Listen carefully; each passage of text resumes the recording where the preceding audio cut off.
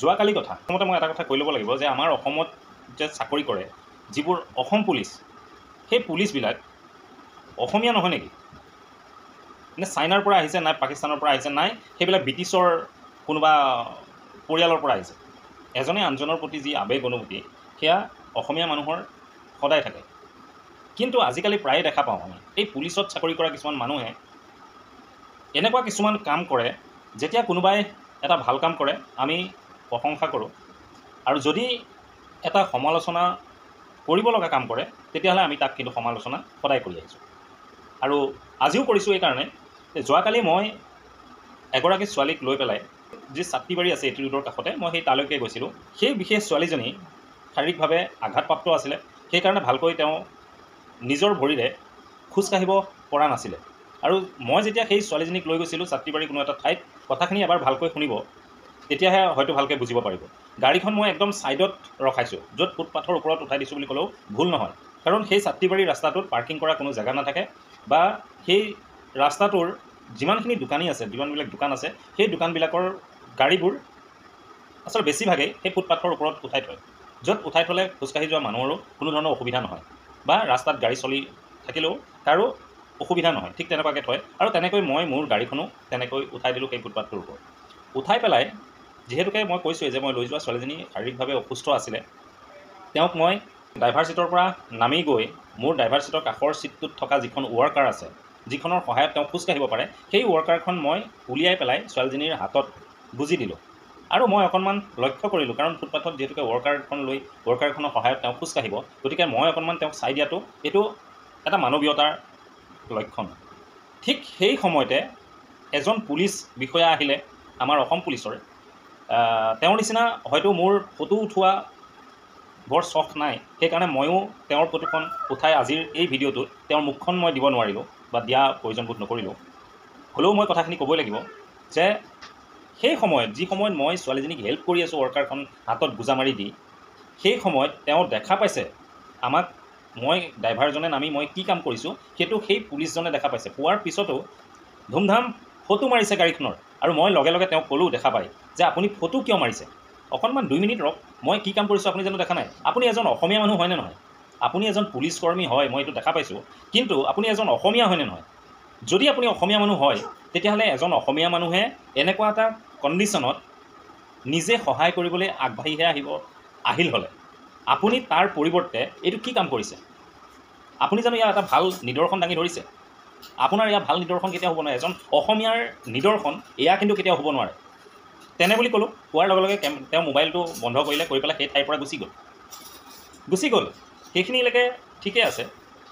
কথাটো হ'ল, তেনেকুৱা অসুস্থ মানুহ এজনক যদি গাড়ীখন ৰখায়, মই যিকণ জেগাত গাড়ীখন ৰখাইছোঁ সেইকণ জেগাত ৰাস্তা দি অহা যোৱা কৰি থকা কোনো গাড়ীৰ কোনো ধৰণৰ অসুবিধা হোৱা নাই, প্ৰথম কথা। আৰু দ্বিতীয় কথাটো, ফুটপাথেদি অহা যোৱা কৰি থকা মানুহৰো কাৰো একো অসুবিধা হোৱা নাই।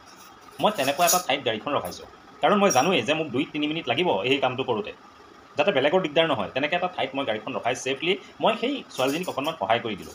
আৰু তেওঁ কি কৰিলে, তেওঁ আহি কেনেকৈ গভমেণ্টৰ পেট ভৰাব পাৰে, গভমেণ্টৰ মুনাফা দিব পাৰে, সেই ধান্দাৰে হয়তো একপি ফটো মাৰিলে মোৰ গাড়ীখনৰ, মাৰি পেলাই তেওঁ এখন চালান কিন্তু পঠাই দিলে। আমি সেই ঠাইৰ পৰা গুচি আহিলোঁ। অহাৰ কিছু সময়ৰ পিছত যাৰ গাড়ীখন আছিলে, আচলতে সেই ছোৱালী বুলি কৈছোঁ মই যিগৰাকী, ছোৱালীজনী আচলতে এগৰাকী বোৱাৰী হয়, আৰু তেওঁৰ হাজবেণ্ডৰ গাড়ী যিহেতুকে, তেখেতলৈ এটা মেছেজ গুচি গ'ল, এখন চালানৰ যি মেছেজ সেইটো তেওঁলৈ গুচি গ'ল। আৰু লগে লগে মোক সেই চালানখন হোৱাটছআপ কৰি পেলাই পঠালে যে পৰাগ দা, আজিও আপোনাৰ এটা চালান লাগি গৈছে।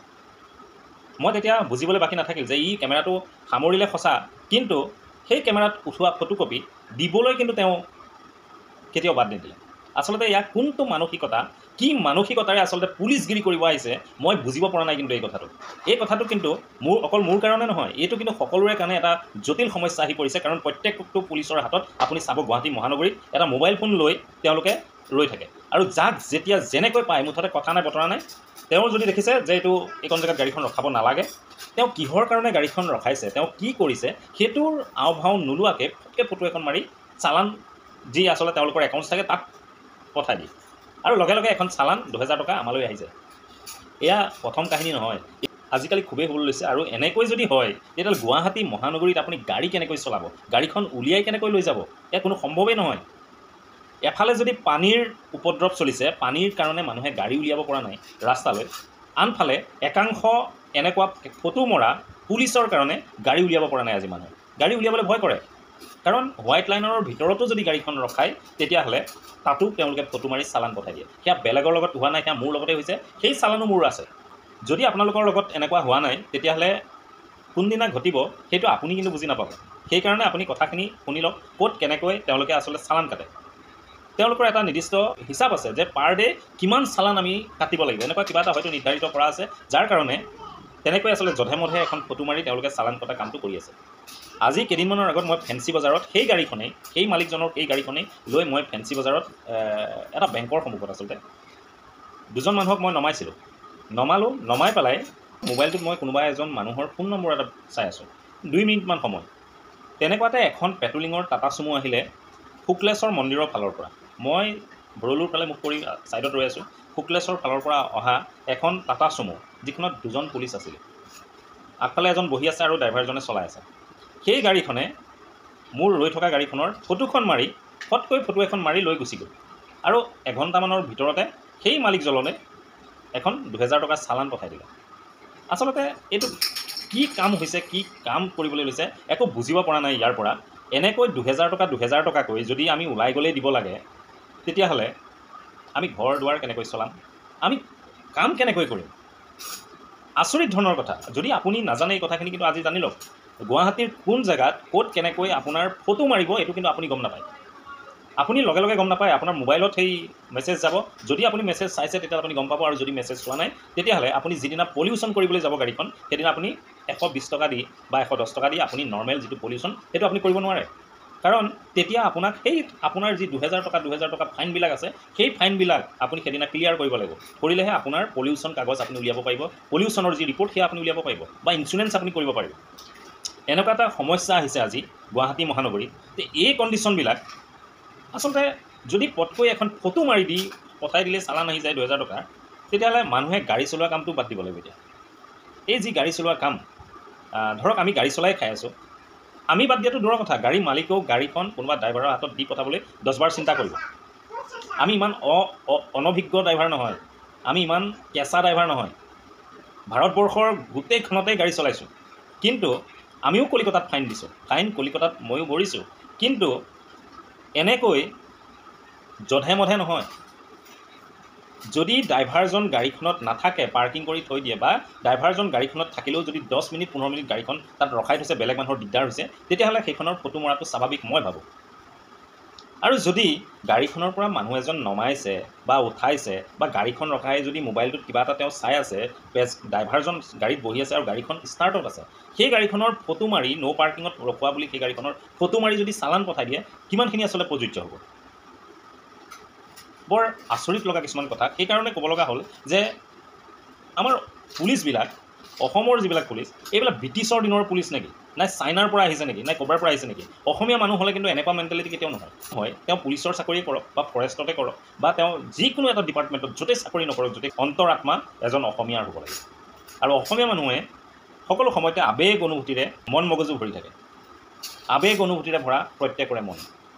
গতিকে অসমীয়া মানুহে এটলিষ্ট তেনেকুৱা কেতিয়াও কৰিব নোৱাৰে।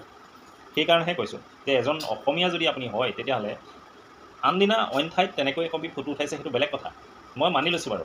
কিন্তু যিজন মানুহ শাৰীৰিকভাৱে অসমৰ্থ, যিজন মানুহ শাৰীৰিকভাৱে অসুস্থ, সেই ছোৱালীগৰাকীক মই হাতত এই ৱৰ্কাৰখন মই বুজি দিছোঁ, আৰু সুন্দৰভাৱে তেওঁক মই ৰাস্তাটোৰ কাষলৈকে লৈ যাব বিচাৰিছোঁ, হেল্প কৰিছোঁ। মই দেখা পোৱাৰ পিছত সেই ড্ৰাইভাৰজনক, সেই মানুহজনৰ লগত সেই গাড়ীখনৰ ফটো উঠাবলৈ তেওঁৰ কোনটো মগজে আচলতে কৈ দিলে যে এই গাড়ীখনত ফটো উঠাই 2000 টকা চালান কাটিব লাগে?